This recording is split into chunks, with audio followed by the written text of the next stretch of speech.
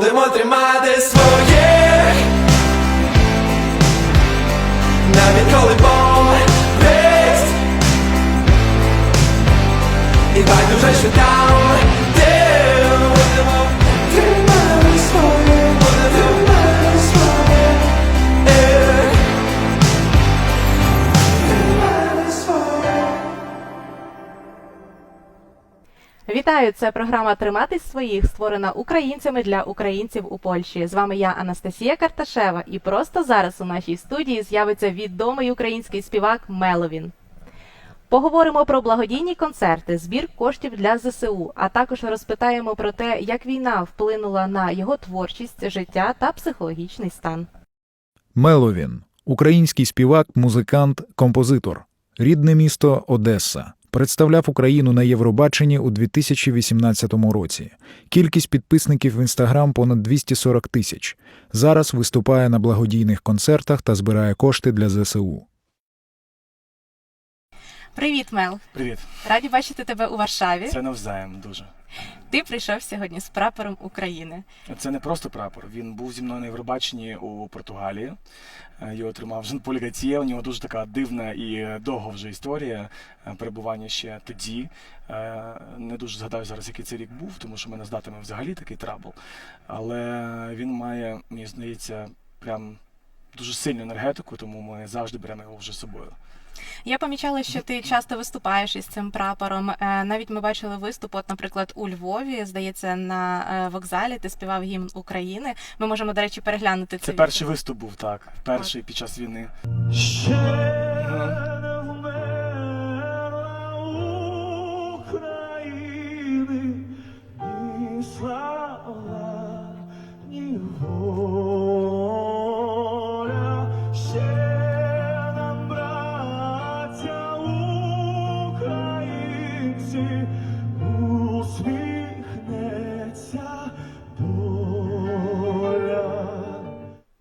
Не віриться, що цей виступ був саме в цей момент, Так. коли все почалося. Яка атмосфера панувала там тоді? Ти знаєш, це той момент, коли люди і розуміють, і не розуміють, що відбувається. Коли, знаєш, там і дуже багато і страху у людей було, і відчаю, і в цьому відсотку відчаю завжди була якась, знаєш, в очах вже перемога. Тобто, коли люди розуміють, що правда на нашій стороні, за нами слідкує весь світ, вся Європа, вся Польща, яка допомагає, за що дуже велике дякую. Це люди, які розуміють, що вони на своїй землі. Їм нікуди там виїжджати не потрібно, вони на своїй землі, і вони хочуть далі творити, далі будувати, вирощувати дітей, планувати свої якісь мрії, мріяти взагалі. Тому те, що запам'яталося, як підійшла жіночка така, ну, похилого віку, років там десь 60-70, і вона каже: а ми ще думали, що музика не на часі, там не знали, чи випускати нову пісню, чи щось робити, чи просто перекваліфікуватися тільки в онлі там координаційний центр, тільки цим займатися, то, що ми вже і почали робити, окрім музики. І вона підходить і каже: Меловін, будь ласка, продовжуйте писати. Тому що так хочеться ще і музику чути якусь, не тільки повітряну тривогу, яка стала, знаєш, таким вже таким гімном вільної країни, яка хоче захищати свої права, захищати свої кордони, захищати своїх коханих людей. Ну і що? Ну, ми почали працювати далі, і писати і музику, займатися і благодійними концертами, і допомагати і українцям, переселенцям, які приїжджають і до Польщі також, у Варшаву. І от ми нещодавно були, я так розумію, це був головний центр прийому біженців. І найграндіозніше, мені здається, відчувати від них повну віру, що вони повернуться назад до України, до своєї рідної землі. Тому це дуже надихає. Я спостерігала, ви виступали там з Альоною Альоною. Так. Це була така зустріч, знаєш, мені сказали, що, мабуть, вона там буде. Ми приїхали, побачили її, і ти знаєш, коли ти бачиш своїх там колег, і бачиш, як вони також намагаються допомагати і допомагають справді людям, ти розумієш, що місія, яку несе зараз кожен українець і кожен артист з України, це якраз допомоги.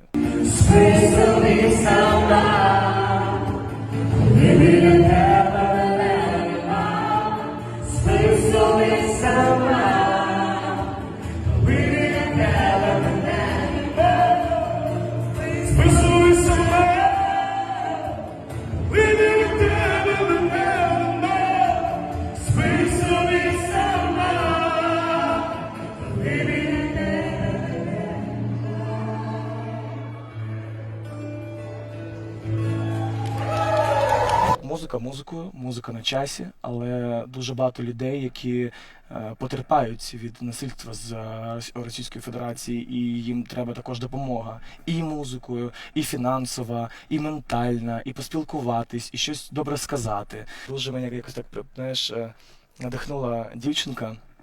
Вона підходить і почала зі мною так розмовляти, а ми вже йшли до машини після виступу у цьому центрі. І ми всю дорогу з нею спілкувалися. Вона така дуже маленька, низенька, така, знаєш, кнопочка. Вона розповідала, звідки вона, що вона бачила, як вона це все переживала. От ми поїхали звідти, ми це все чули, ми це все бачили. Це все боляче. Боляче, це все дуже ранить, це все дуже спонукає ще більше працювати. Тому що якраз нейтральна позиція не на часі. Згодна з тобою, але, на жаль, чимало знаменитостей прийняли цю нейтральну позицію. І це... Ну тоді вони не знаменитості. Так. Знаменитості транслювати нейтральність не можуть. Нейтралітет не на часі, коли відбуваються жахливі речі, і вони відбуваються не просто в Україні, це не просто якийсь там, знаєш, якась сторона землі, це вся Європа. Я завжди кажу, що сьогодні Путіну захотілося взяти Україну. Завтра він може, йому з цього стане дуже мало, і він захоче піти на всю Європу одночас. І це треба розуміти. Розуміти, об'єднуватись, розуміти, що країною-агресором править надзвичайний диктатор, якому просто або, не знаю, або його шизануло, або він не розуміє, де він взагалі знаходиться. Це якась, знаєш, там прострація в голові. Стежу за твоїм інстаграмом, бачила, що на початку війни ти записав звернення до світу, можемо переглянути. Only if we unite, then we can stop Russia and its bloody war, which was declared against my independent democratic state with pro-European values. Today, they come to Ukraine, to my house, destroying entire families, destroying entire cities, exterminating civilians, shooting women and children in cold-blooded slaughter. But tomorrow, it won't be enough for them. Stop Russia, help Ukraine. До речі, як твої європейські колеги підтримали тебе, що вони тобі писали? Ти знаєш, просто взагалі я така трошки і людина, і персона закрита від такого, знаєш, великого спілкування. І все спілкування, воно якраз надходить більше з інстаграм-сторінки, якраз Melvin Official, і від телеграм-каналу, який ми проробили, він був фан-аккаунтом, ми його зробили як координаційним центром. І більше там я вже бачу повідомлень. Але та підтримка і від зірок європейського рівня, і від зірок України, які розуміють, що відбувається, які якось намагаються допомогти і коштами, і просто там моральною підтримкою, або навіть написати мені і сказати: Боже, чувак, круто, що ти це робиш, продовжуйте, будь ласка, не зупиняйтесь. Це, звісно, що все надихає, і підтримка дуже велика. Ти зараз мешкаєш у Львові, правильно? Так, так. Коли Анджеліна Джолі приїжджала до Львова, ти був там? Ні, я був не у Львові. Я був у Жовкві, це під Львовом. Так, і я прикинувся, подзвонив мамі, кажу: прикинь, приїхала Анджеліна Джолі, і вона ж приїхала не як від, як вона звикла приїжджати, як миротворець, правильно, я так розумію, а просто приїхала. Я зайшла випити кави в львівських круасанах на Сихові. А тут Анджеліна Джолі. Така красива.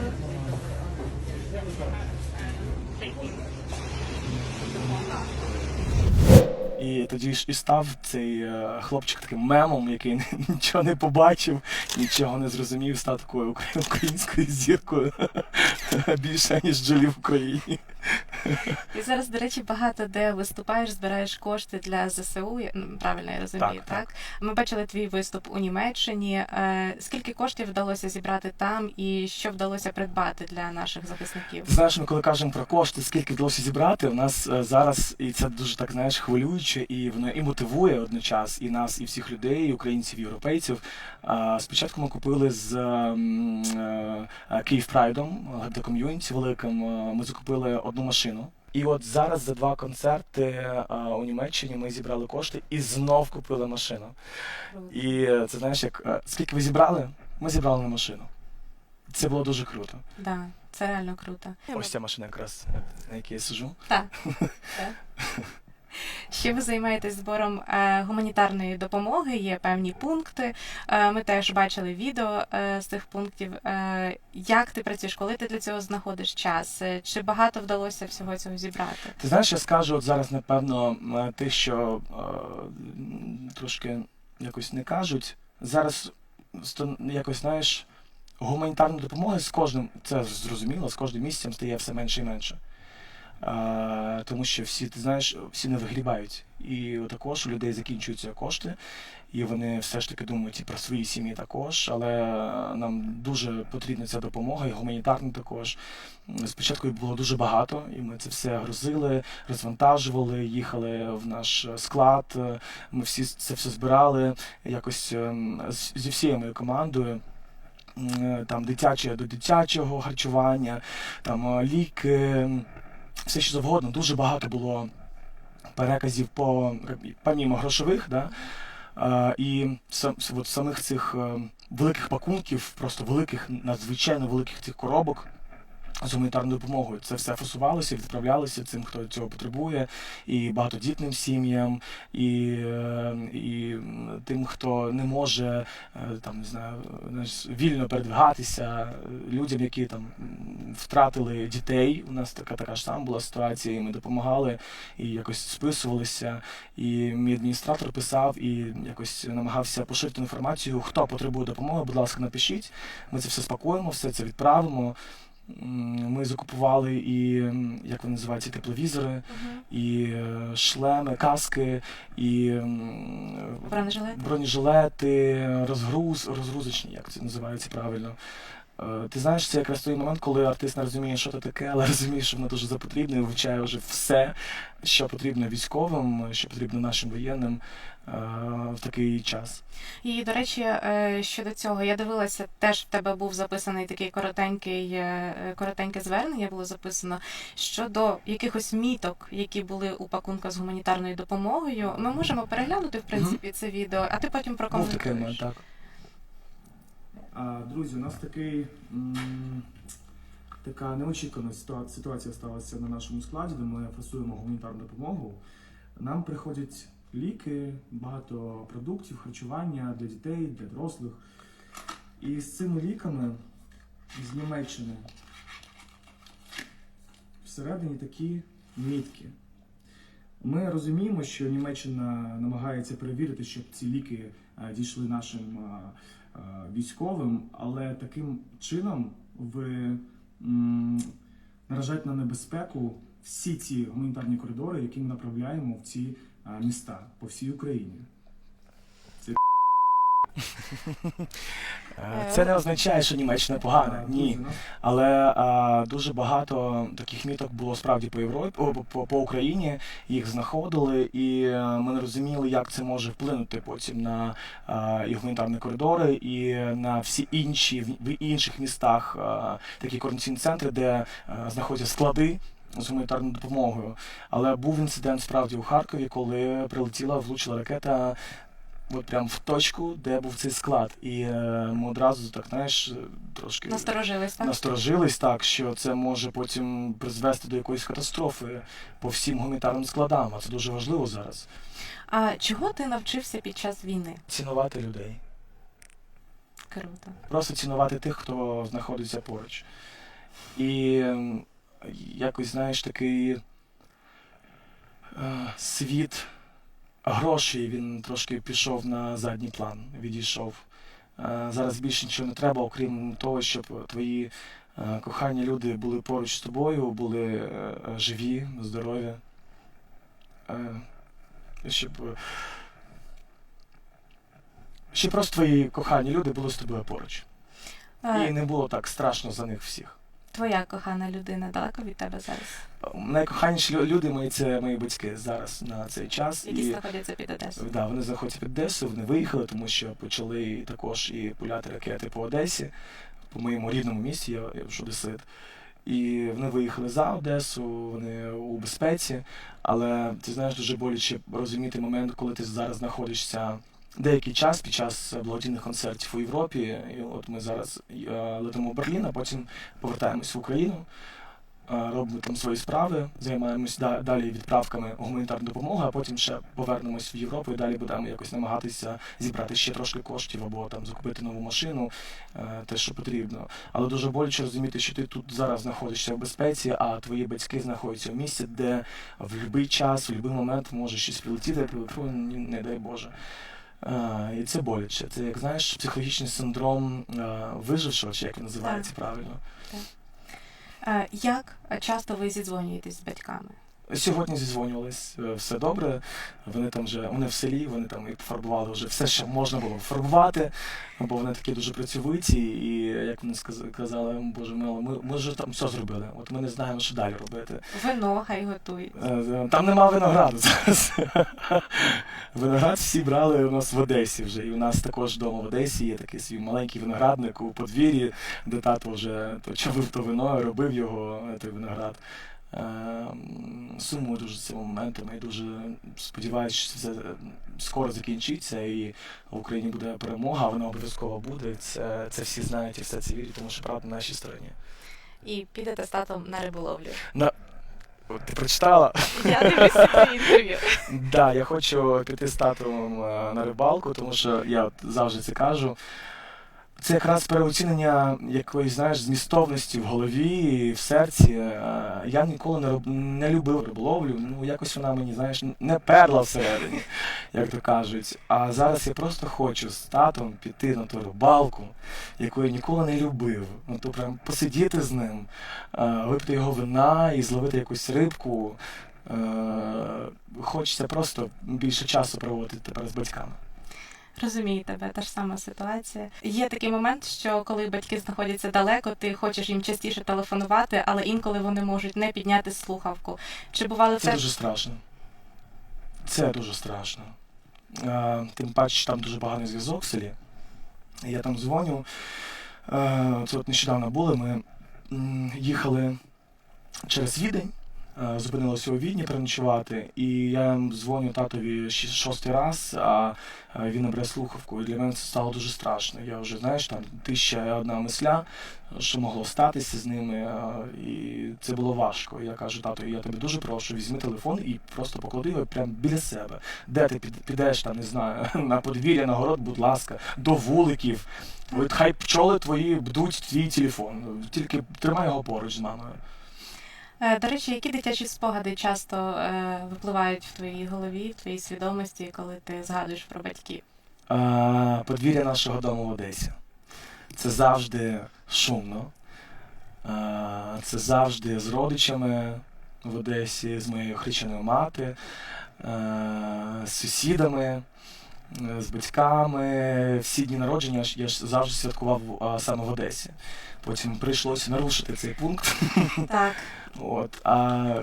Я вже і пропустив і тата день народження, і ти знаєш, воно так все дуже так морально давить. Але нічого, я розумію, що все буде окей.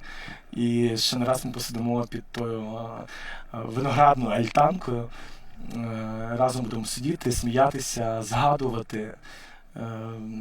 Важко, але спораємось. Дуже сильна нація у нас. Дуже, я згодна з тобою. Кілька місяців тому ти відсвяткував 25 років. Можемо подивитися, як це було з тортом, з друзями. Так, це вже було якраз під Львовом.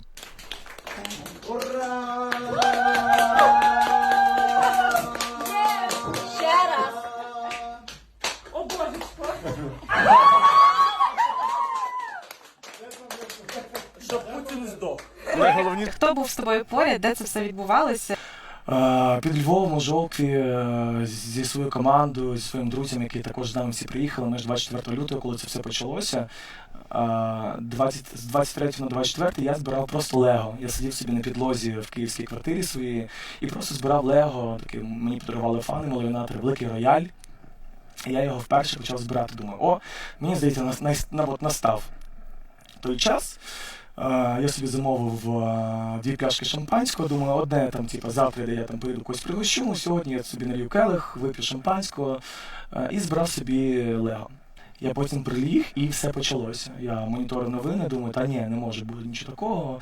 Ну яке, ну це якесь зухвальство, 21 сторіччя, яка взагалі війна, ви про що? А тим паче в нас, а що ми що, комусь щось зробили, комусь, извиняюсь, борщ насрали чи що? І я ні про що не думав, я просто приліг, читаю новини і почув перший вибух, і в мене одразу в голові почалось. От, почалось найстрашніше. І я подзвонив своєму піар-директору Христі і кажу: Христя, ти чула взриви? Ні, не чула, я спала собі, все окей було. Я подзвонив своєму другу, всім подзвонив батькам. Батьки також чули вибух в Одесі, він також був в цей час. Ну, ми зібралися, я поїхав до свого піар-директора, зібрали своїх друзів, які мали змогу зараз виїжджати. Хтось поїхав там в іншу сторону, хтось в нашу сторону, на західну. Коротше, хто як міг, так ми всі виїжджали. Забрали кота, забрали другу пляшку шампанського. Я спочатку взяв шампанське, а потім вспомнив, що в мене кіт є вдома. Тому бігом спакував кота і виїхали вже до Львова. Тому що так сталося, що в мене вся львівська команда, і гримери, і оператори, і директори, і всі зі Львова, вся частина команди. Всі виїхали туди. Якраз день народження було у мене разом з ними, разом, по суті, з моїми самими близькими людьми. Я знаю, що дорогою до Львову ти дописував пісню «Не зволікай».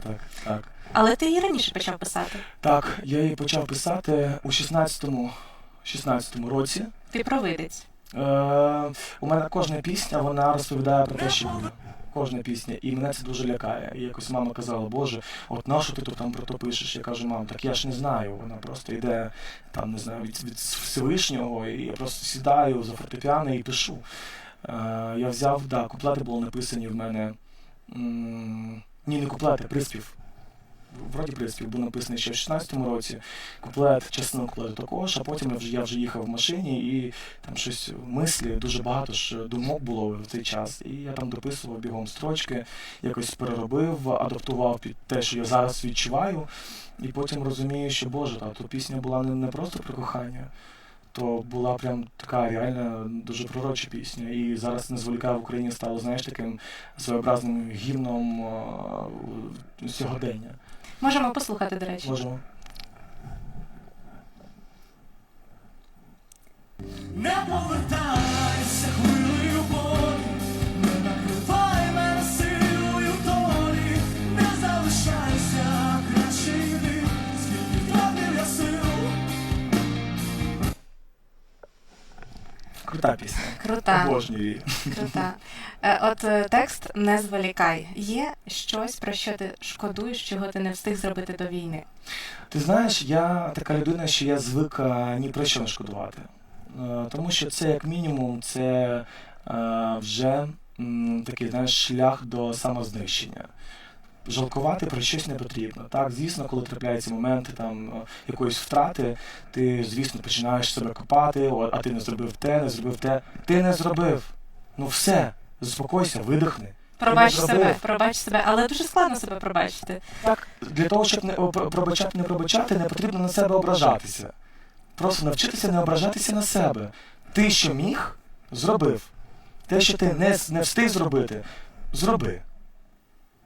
Ніколи не пізно. От ніколи не пізно. Якщо ти не встиг зробити, якщо ти там втратив якусь людину, не встиг їй щось сказати, ми починаємо якось себе самозакопувати, самовідчування, якась руйнівна штука утворюється всередині. Але треба ж розуміти, включити свідомість і розуміти, що мав, що міг, зробив. Не встиг, приділи часу тим, хто поруч. Це, знаєш, не відкупитися, це просто продовжити жити далі. У інтерв'ю моїй колезі Аліні Доротюк ти казав, що війна відібрала в тебе двох близьких людей. Так. Перше, це актор Паша Лі. Я не багато був з ним знайомий, і просто така, знаєш, картина дуже болюча, тому що це твій в якомусь сенсі колега також. І це просто, знаєш, така несправедливість. Чому, навіщо і за що таке сталося? з Україною, з українцями, з друзями. І друге, звісно, це така дуже близька людина, це мама мого друга, яка також покинула і світ, і Україну. Просто завдяки чому? Завдяки одній людині, яка просто психопат. Навіщо? І воно дуже сильно болить. Ребят, не хочу про це казати, і я тому не буду продовжувати, але це все болить. Воно не мало бути воно не мало бути статися. Ми всі жили, розвивалися, будували, відбудовували. Я не знаю, за що, навіщо і для чого. Є таке відчуття, що треба зараз робити в 2-3 рази більше, аби встигнути? В 10. 10, так. В 10 разів більше. По-перше, нам відбудовувати країну. По-друге, зараз ти розумієш, що треба знаходити любі ресурси.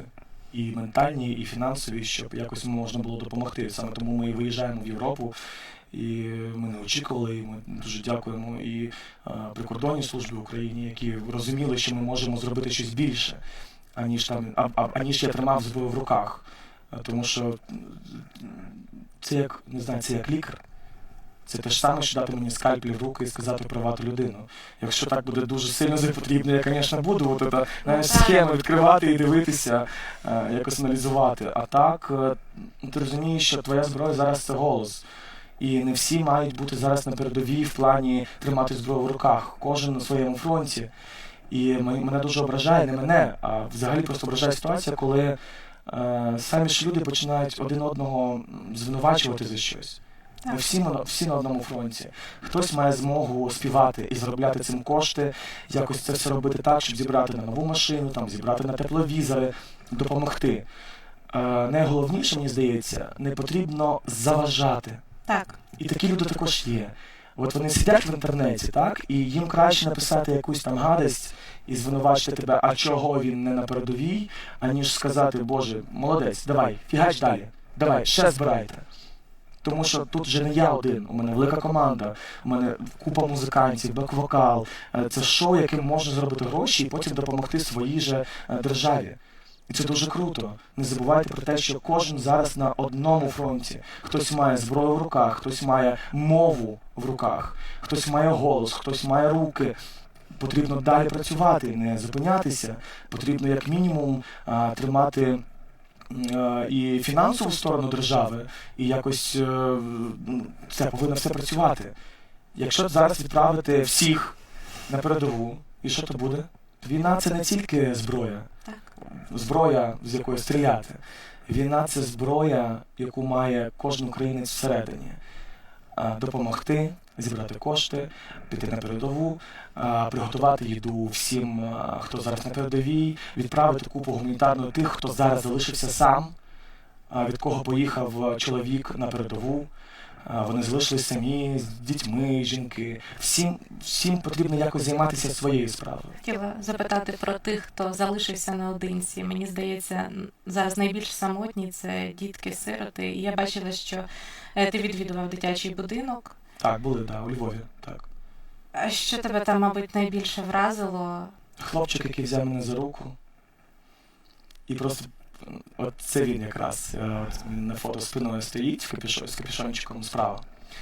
І от він в сірих штанцях. І воно пробило прямо всередині на сльозу, що я вже сидів, думав, Боже, мені так хочеться дитину собі всиновити, але розумію, що зараз не настільки готовий для цього, ще дуже багато треба зробити. Щоб дитина була щаслива, наприклад, так? Як мінімум щаслива. Як максимум мала все для того, щоб і далі продовжувати своє життя.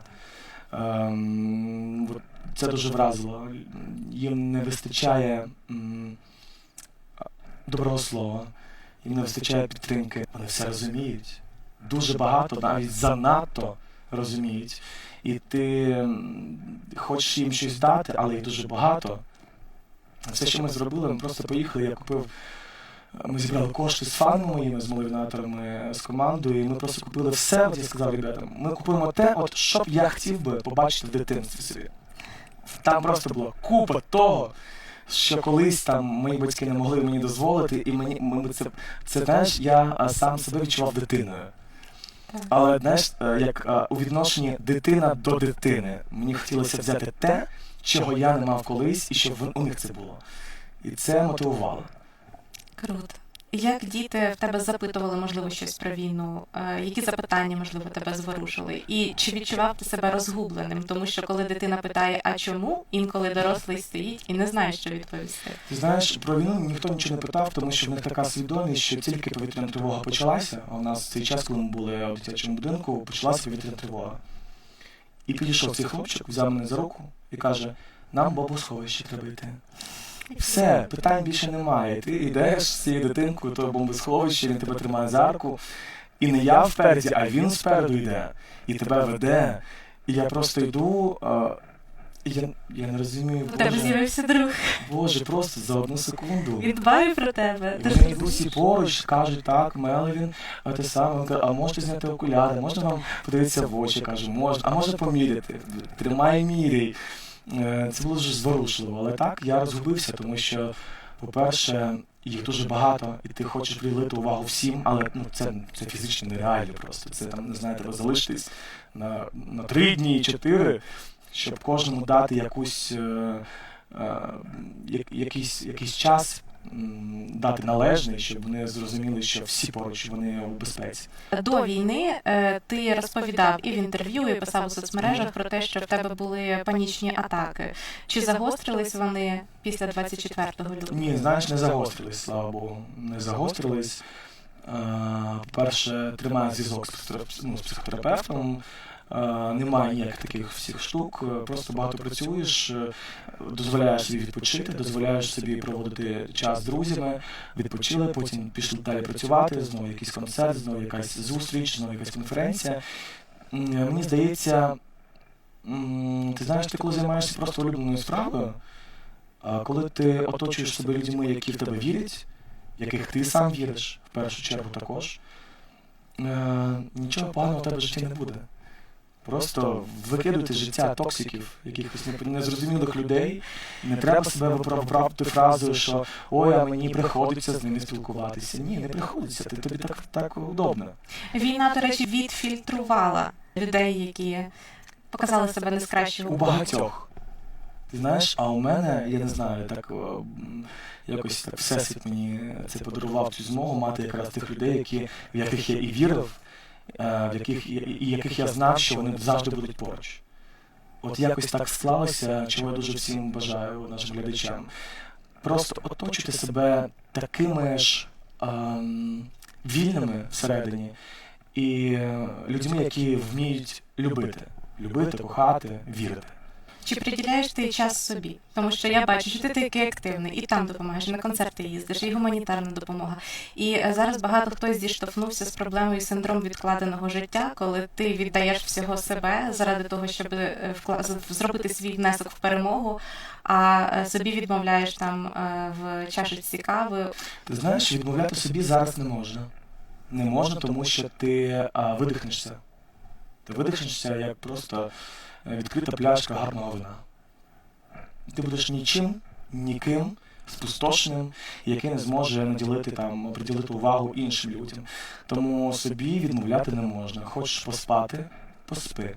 Ти краще виспишся і підеш, і будеш далі комусь зможеш допомогти, дати добре слово, якось підтримати.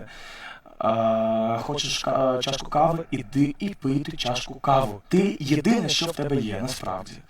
Якщо ти будеш мінімум приділяти собі уваги і тільки всім роздавати, ти спустошишся. І так не можна. Хочеш піти зробити собі новий манікюр, як мене питають, іди і роби манікюр. Да, війна. Іди слідкуй за собою. Тому що це як мінімум тебе буде надихати далі робити все. До речі, ти змінив імідж. Да, ми просто задовбали вже все. Ти сам себе Да, поговорив. я просто взяв тример, пішов в ванну у Львові і просто сам собі поголив голову. Я дивлюсь на тебе просто і сережка така з гербом країни. Це подарунок від малинаторів, так. Крутяк. Це дуже приємно. І ще я помітила в тебе дуже класна каблучка. Так, це також подарунок від малинаторів, кстати, да. Це якраз наша земля, наша країна, те, для чого ми тут, для чого ми працюємо, надихаємо інших, тому що хочеться зберегти все, що в нас є. Ти перейшов на українську мову. Так. Що стало тригером? В який момент ти вирішив це зробити? Відчуття, коли я пішов у Львові в магазин, супермаркет, і почув поруч російську. Все, тригернуло. Що ти відчув, коли? Страх. Страх, антипатія, не знаю, дуже багато всього всередині. При тому, що в мене дуже багато друзів, які спілкуються російською, і я ж теж рускоязичний, який виріс у середовищі російськомовному більше. Там, батьки ми спілкувалися завжди з суржиком, трошки російською, трошки українською. Це був такий, знаєш, такий симбіоз цього всього. Це все нормально. І перейти за секунду на українську неможливо. Треба просто якось до цього йти. Мені допомогло середовище, тому що це середовище – це мої львівські друзі. Ми завжди там українською мовою розмовляли. Десь також російською переходив, і зараз можу перейти російською. Я не бачу в цьому проблеми. Але я для себе просто знайшов і зрозумів, що мова зараз є кордоном. Якщо не знаєш, я кажу завжди, і прикриваються цим, мені це дуже неприємно, коли починають а от наші військові, там воєнні зараз дуже багато спілкуються російською, вони нас захищають. Кажу, друзі, вони тримають зброю в руках. І це не обсуждається. А ми зараз з вами знаходимось тут. І срака в безпеці, вибачаюсь. Так тримайте в руках мову. Тому що мова є кордоном. І країна закінчується там, де закінчується наша мова. Наскільки важко тобі було перейти на українську? Знаєш, тут більше такого, що багато расизмів. Багато таких там російських слів виникає в голові, і ти там бігом намагаєшся їх там швидко перекласти. А зараз, коли я намагався повністю відійти від російської мови, і я там з друзями, які зі мною завжди спілкувалися російською, я з ними також російською, ми почали виключно українською мовою спілкуватись. Тому, друзі, переходьте на українську мову. Чому зараз, під час війни, ми всі зрозуміли, і я в тому числі зрозуміли, що, Боже, у нас є українська мова. Я її завжди знав. Я навчався в Одесі в українській школі, не в російській. Але все ж таки, звісно, коли дуже багато навколо тебе друзів російськомовних, то це така дуже логічна штука, в якому середовищі ти знаходишся, ти цією мовою спілкуєшся. Ти багато зараз їздиш Європою, і ми в новинах бачимо, що росіян сприймають дуже насторожено в Європі, їх недолюблюють. Вони стали згоями. Так, чи бачив ти особисто, чи був свідком таких ситуацій? Ми були в Вроцлаві після переїздів, після концертів і поїхали прокататися просто човником по річка проходила, гарно, дуже красиво у Вроцлаві. І ми сіли, і позаду нас, нашої компанії, їхала компанія, я так поки що почну, і вони спілкувалися російською мовою. Для нас це все окей, ми нічого такого не бачимо, але ми задумались там, хто це? Це росіяни або українці просто, які розмовляють російською, або звикли розмовляти. І там хтось попросив або цигарку, щось таке в нас, наш хлопчик з команди пішов, дав там те саме, він сказав, спасибо, він каже, дякую, краще дякую. А ви звідки? І почався, знаєш, почалася така сутичка незрозуміла. З фразою, він там ззаді кричить, «Взагалі-то я одесит!» Я як це почув, у мене, знаєш, так, одразу, я просто повертаюсь, кажу, так і я одесит. І що? І він кричить фразу, це із-за вас почалась війна. Тому що ви мови розділяєте. Я кажу, стоп. Хто розділяє? Коли взагалі в Україні була проблема з російською мовою? Ніколи. Її нав'язали. Проблеми ніколи не було. Я у Львові, коли почалася кар'єра, і перший раз приїхали у Львів, і дуже багато людей, купа просто зал весь проданий. Я ввів концерт у Львові російською мовою. Це не було ніколи ніякої проблеми. Ти думаєш, хоч хтось щось сказав мені? Ні. Ніхто нічого не казав. Ніколи не було цієї проблеми. Але чути фразу «із-за вас почалась війна»? Серйозно?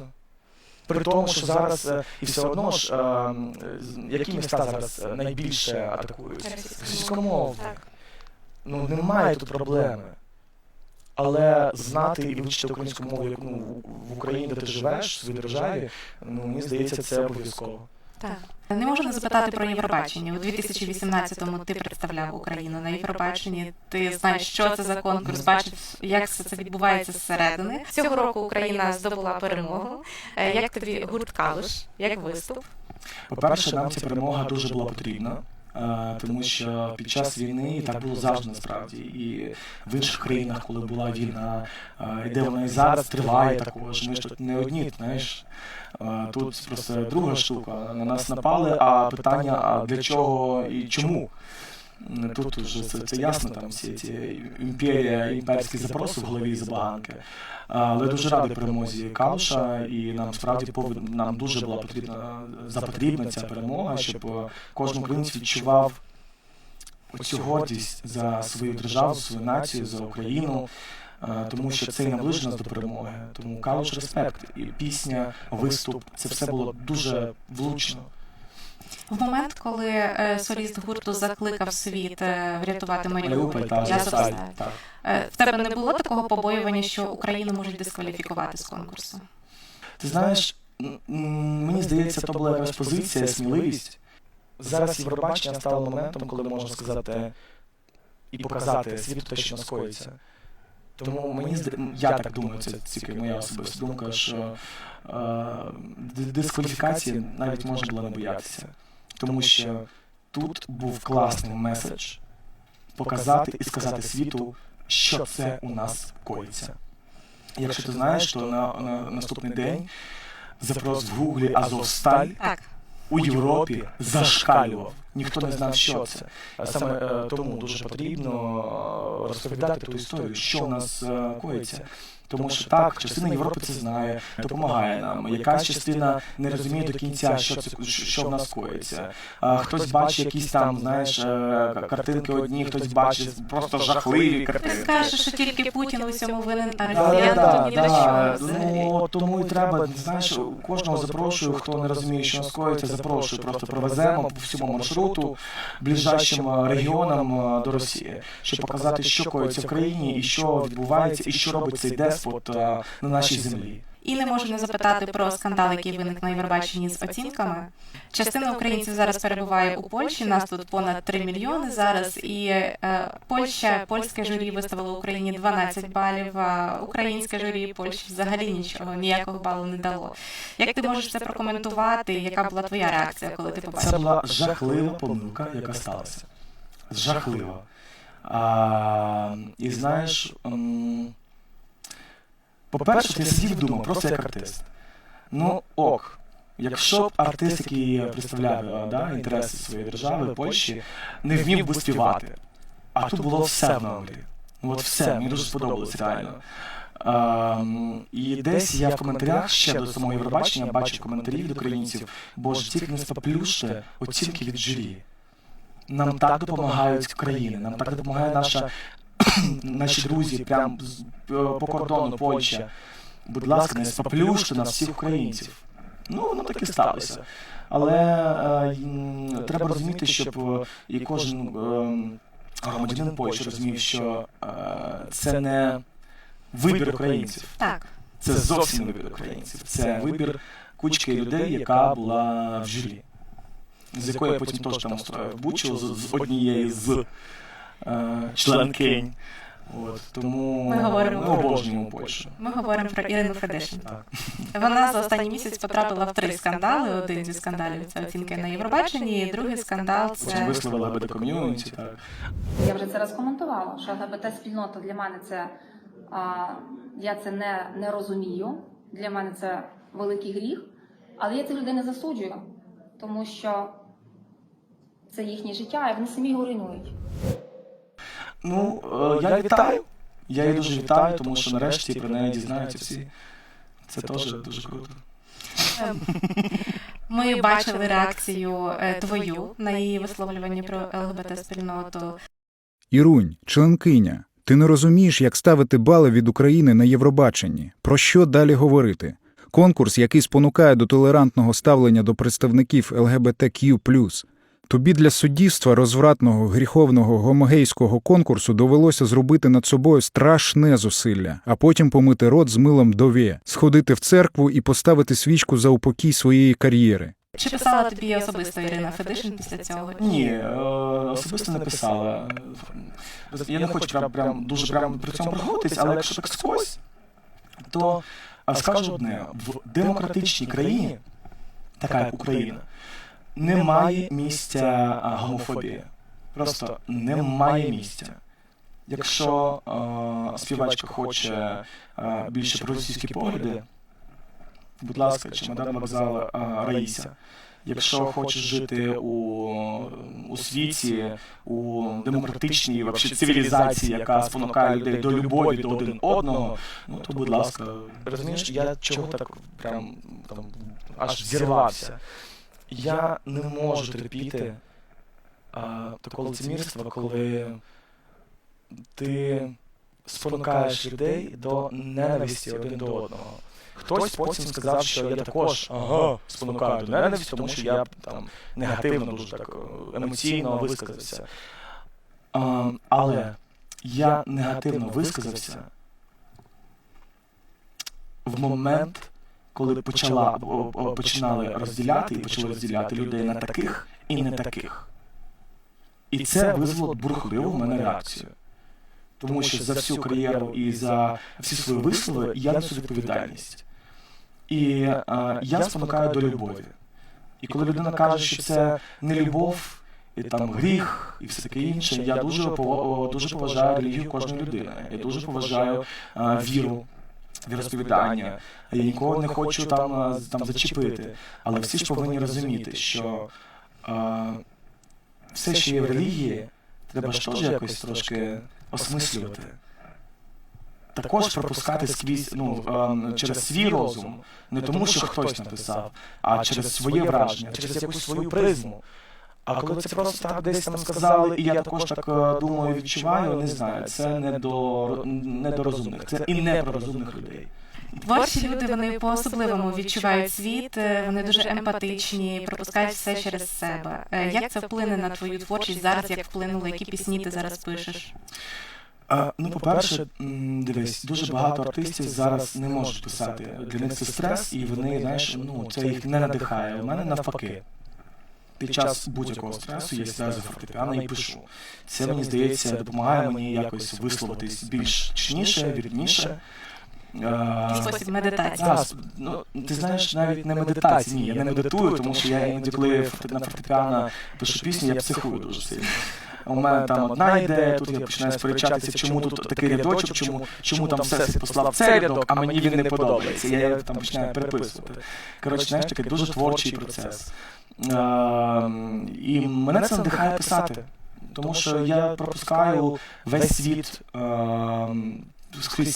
крізь себе, і просто якось народжую там свою музику і далі.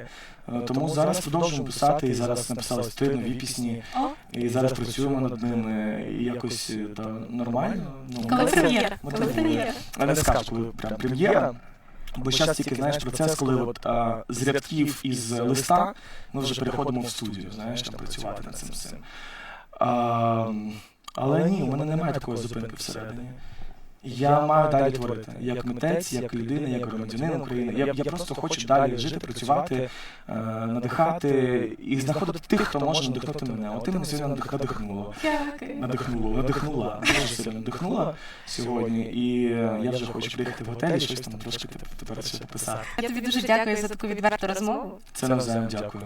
І я хочу ще такі... Я тобі знаєш, що скажу? Дуже мало інтерв'юерів, які настільки розполагають людину до себе, що можна говорити і не боятись. Дуже дякую тобі. Я дуже ціную те, що ти довірився мені. Дякую. Але наостанок я хочу невеличке бліц опитування. Я обожнюю бліц. Я завжди його чекаю. Круто. Значить, дивися, я ставлю тобі запитаннячко, а ти продовжуєш дуже швиденько речення. Давай. Зараз я найбільше сумую за... Батьками. Я люблю Україну за те, що... Вона вільна. Україна переможе тому, що... Тому що вона вільна, а не біжить за якимось імперськими амбіціями. Перше, що я зроблю, коли дізнаюся, що війна закінчилась, а вже ж перемогою України. Поїду стати на рибалку. Дякую. Дякую тобі, слава Україні. Героям слава. Долучайтеся до створення українського телебачення у Польщі. З вами була я, Анастасія Карташева. Бережіть один одного і тримайтесь своїх. Ми будемо тримати своїх, навіть коли болить, і байдуже, що там